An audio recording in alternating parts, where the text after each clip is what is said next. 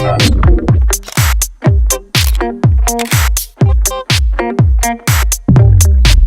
félicitations pour ce film magnifique. Merci. Est-ce que vous pouvez nous en faire le synopsis ? C'est l'histoire d'une sage-femme qui est dévouée, sincère, très droite dans sa vie, presque un petit peu trop, qui a voué sa vie aux autres et qui arrive à un moment de son existence où le fils s'en va, où la maternité dans laquelle elle travaille va fermer et où elle est seule. Et revient dans sa vie, à ce moment-là, une femme du passé qui a été la maîtresse de son père, disparue.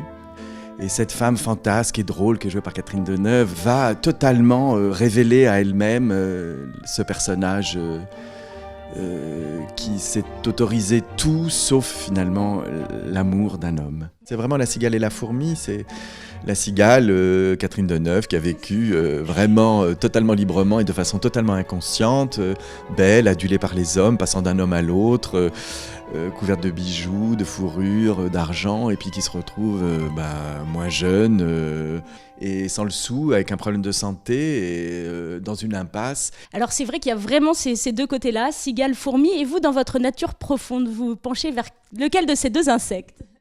Je pense que j'ai penché beaucoup vers la fourmi. Toute première partie de vie. S'il me reste encore assez de temps, j'aimerais bien être un peu plus cigale. Et je pense que j'ai appris ça avec ce film, à lâcher prise aussi, à être beaucoup plus libre. Et d'ailleurs, le film, tout le monde me le dit, par rapport à Séraphine ou Violette, les films que j'ai fait avant, c'était des films d'époque, donc c'est plus complexe comme travail. Mais en même temps, avec ce film, c'est vrai, je me suis sentie très libre. Alors, la source d'inspiration, comme point de départ, elle était toute trouvée, puisqu'il s'agit de votre histoire, étant donné qu'il y a du sang de sage-femme qui coule dans les veines de Martin. J'ai été sauvé par une sage-femme à ma naissance. Je ne devrais pas être là, si elle n'avait pas été là. Mon sang devait être changé. Mon père courait toute la ville, il n'en trouvait pas.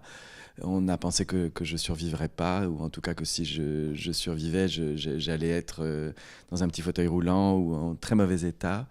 Et puis on s'est rendu compte au petit matin que la sage-femme qui m'avait mis au monde avait le même résus que moi. On a pu faire la transfusion, qui est un truc assez costaud, une exsanguinotransfusion.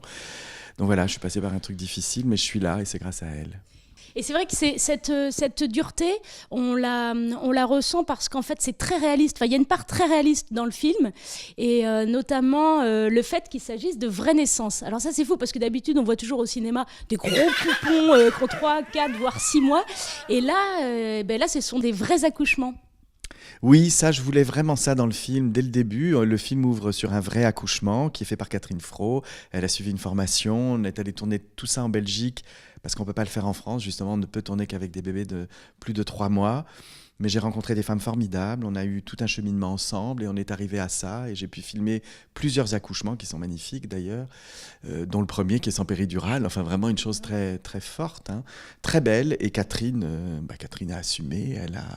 Il paraît que vous avez pleuré lors du premier accouchement. Oui, on a tous pleuré. Je me souviens, le chef opérateur, qui était aussi le caméraman, il me disait « Mais je vais pleurer, Martin, la caméra va faire ça va être une catastrophe. » Et non, il n'a pas pleuré. On était tous très, très, très émus, évidemment. Oui. Catherine Fro, comment elle a fait pour se préparer à ça ? Est-ce qu'elle s'est dit « je vais y arriver » ? Est-ce qu'elle ne s'est pas posé des questions ?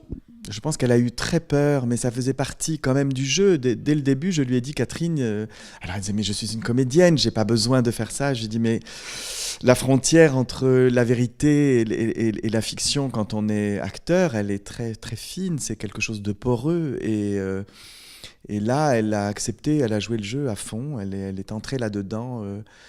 Et je crois qu'elle en a sans doute tiré pour elle, en tout cas, une expérience qui va rester, enfin, qui la nourrit aussi. Donc, je pense que le temps va se déposer en elle et va laisser une trace. Finalement, ouais, ça ressemble plus à la façon de se préparer à l'acteur studio, avec quelque chose où on va vraiment ressentir les choses pour les jouer, non ? Mais je crois beaucoup à ça. Moi, j'ai été acteur dans une première vie et je crois beaucoup à ce travail-là. Ça me paraît fondamental, vu le travail qu'on fait avec l'image aujourd'hui. Jouer est une chose, vivre de l'intérieur quelque chose. On le voit chez certains, je pense à Meryl Streep par exemple, le niveau. Elle apprend à parler le russe, elle va tourner en Russie. Enfin, il y a tout un travail, je crois, nécessaire, indispensable pour atteindre quelque chose de très fort. Et Catherine Fro et Catherine Deneuve l'ont fait avec moi. Et je crois que ça se voit. Et c'est aussi la qualité du film. Alors parlons justement des deux Catherine, pour la première fois réunies à l'écran. Bravo Martin. J'ai bien envie de vous faire une petite interview. Laquelle des deux Catherine vous a le plus impressionné?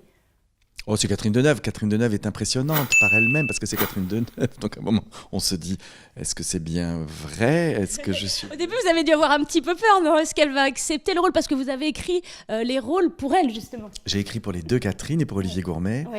Et, l'homme du trio. L'homme du trio. Et Catherine Deneuve, où je l'ai rencontrée, elle a lu le scénario, elle a voulu me rencontrer. Et pendant la rencontre, elle était très belle d'ailleurs, très douce. C'est une femme très douce, très maternelle. Et il y a toujours une certaine distance en même temps, un truc un peu glacé comme ça, mais je voyais qu'elle me sondait, parce qu'elle est une femme très intelligente. Et puis, elle voyait que j'étais inquiet. Quoi. Je me disais, mon Dieu, parce que je me disais, si elle me dit non, le film est foutu, ça ne sera pas le même film, ça ne peut pas marcher. Et elle m'a dit, ne vous inquiétez pas, je vais le faire, votre film. Elle a vu que je flippais. Elle a désamorcé. Et là... je me suis dégonflé dans le bon sens du terme, la tension est partie. Et voilà, et c'était parti. Et laquelle des deux Catherine a été le plus impressionnée par l'autre Catherine?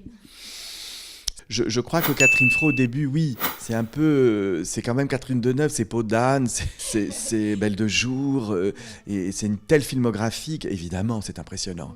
En fait, Martin, il est tellement passionnant qu'on devrait faire un film sur le film. C'est vrai, hein?